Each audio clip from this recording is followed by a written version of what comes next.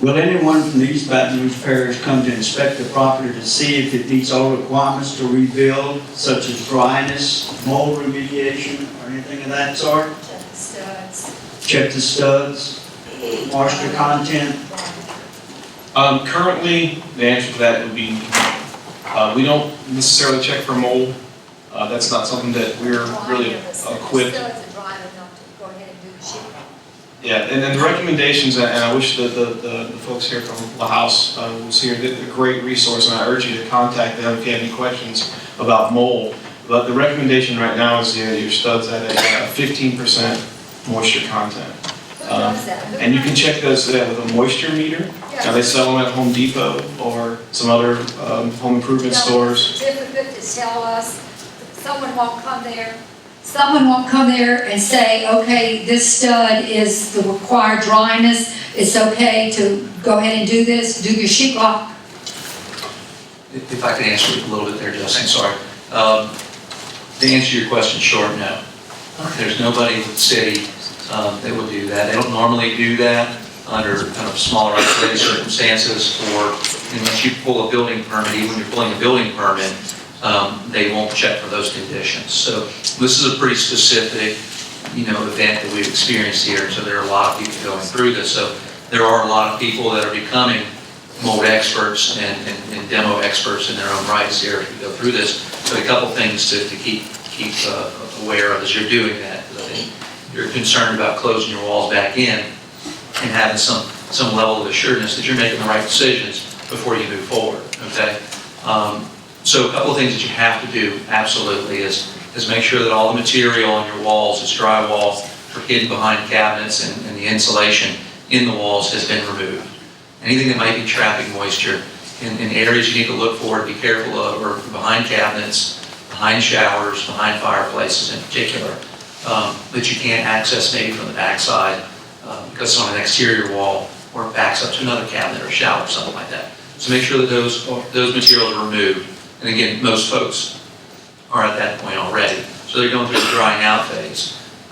Dehumidify the space and blow air through it. Okay, mold loves dark, wet, stagnant spaces. It thrives in those spaces. So your air conditioner in your house, if it's working, acts as a dehumidifier as well. It's cooling the space. It works to dehumidify the space naturally.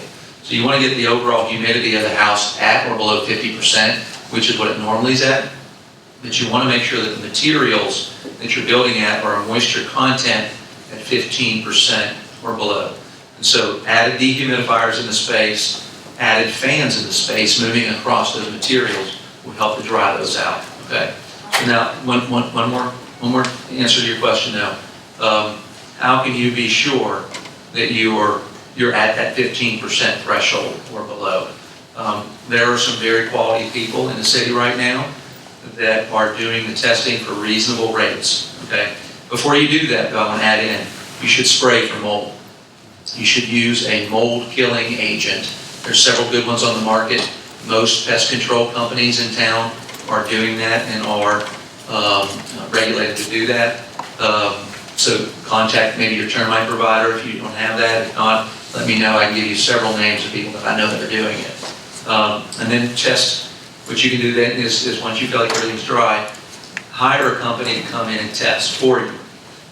You do not need a mold certificate, and if anybody tells you you do, they're lying. That is a misconception. They are trying to take money from you. There's no such thing as a mold certificate. FEMA doesn't require it. The city doesn't require it. Nobody requires a mold certificate because it doesn't exist. They're just trying to sell you something to make some cash. But what you do want is you want some assurance that your house is dry.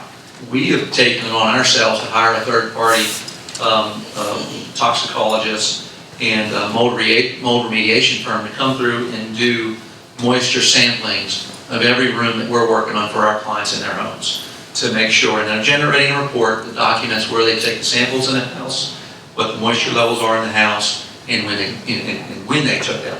And so if they're not at or below that threshold, we're not closing the walls back in for our clients. But there are several people that are doing it, and it doesn't cost thousands of dollars to have that done. We're seeing costs as low as $200 to have that done, and as high as maybe $800 max to have that done. If you're paying more for that, again, be wary, walk away from it, find somebody else. If you want some names of people that are doing that, I can give you some names tonight. Kim Barton is one of them across the river that's doing it. Wayne White is another gentleman in town that's very good that's doing that. And there are several folks in town that can do that for you at a reasonable and affordable price. But the other part of the